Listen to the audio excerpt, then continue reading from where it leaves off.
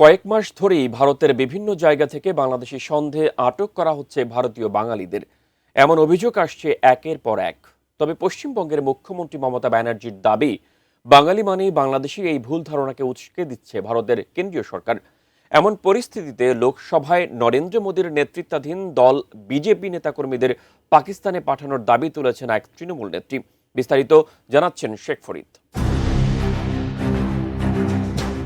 ভারতের বিভিন্ন প্রান্তে বাংলাভাষী নাগরিকদের হেনস্থার অভিযোগ ঘিরে সম্প্রতি উত্তপ্ত হয়ে ওঠে লোকসভা।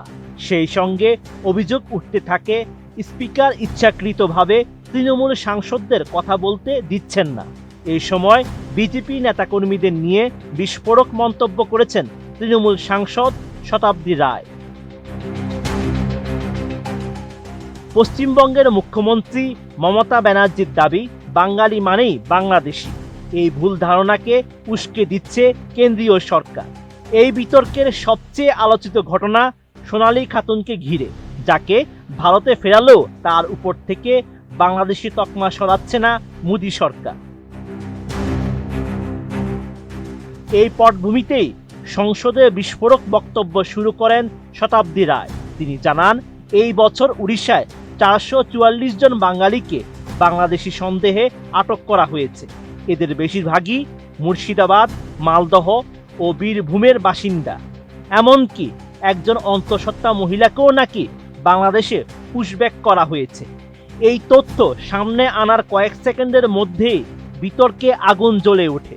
সবচেয়ে বড় কথা হচ্ছে, ওখানে একজন প্রেগন্যান্ট মহিলাকেও পর্যন্ত বাংলাদেশে পাঠানো হয়েছে। শতাব্দী যখন এই মানবাধিকার লঙ্ঘনের কথা বলছিলেন, ঠিক তখনই আকস্মিকভাবে তার বক্তব্য থামিয়ে দেন স্পিকার। সঙ্গে সঙ্গে ক্ষোভে ফেটে পড়েন উপস্থিত তৃণমূল সাংসদরা।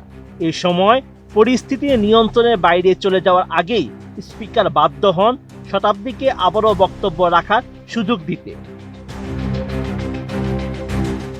নোভা এলইডি টিভি, ঝকঝকে ছবি, নিখুঁত শব্দ, 5 বছরের ওয়ারেন্টি। নোভা মানে সঠিক মান, নিশ্চিত সেবা। এরপরই আরো তীক্ষ্ণ সুরে আক্রমণ করে বিজেপিকে নিয়ে বিস্ফোরক বক্তব্য দেন শতাব্দী রায়। তার প্রশ্ন, যদি বাংলা বলার জন্য কাউকে বাংলাদেশে পাঠানো হয়, তবে বিজেপি নেতাকর্মীরা হিন্দি উর্দু বলায় পাকিস্তানে যাবেন না কেন?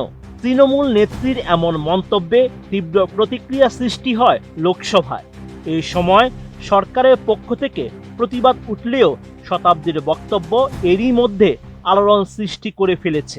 যদি এই লজিকে বাংলা কথা বলার জন্য তুমি কাউকে বাংলাদেশি বলে বাংলাদেশে পাঠাচ্ছ, তাহলে সেই লজিকে বিজেপি এমপি যারা হিন্দি উর্দু বলে তাদেরকে পাকিস্তানি বানিয়ে পাকিস্তানে পাঠাও। রাজনৈতিক বিশ্লেষকদের মতে লোকসভায় এই ধাক্কা কেন্দ্রের অভিবাসন নীতি, ভাষা বৈষম্য এবং জাতীয় পরিচয় নিয়ে চলা বিতর্ককে আরো উস্কে দেবে। বিশেষ করে উড়িষ্যায় 444 জন বাঙালি আটক হওয়ার তথ্য সামনে আসায় কেন্দ্রের উপর চাপ বাড়বে। গত 5 ডিসেম্বর এই হট্টগোলের পরে লোকসভার কার্যক্রম কিছু সময়ের জন্য স্থগিত করা হয়।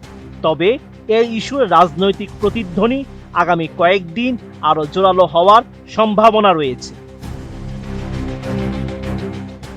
Sheikh Farid, ATN news.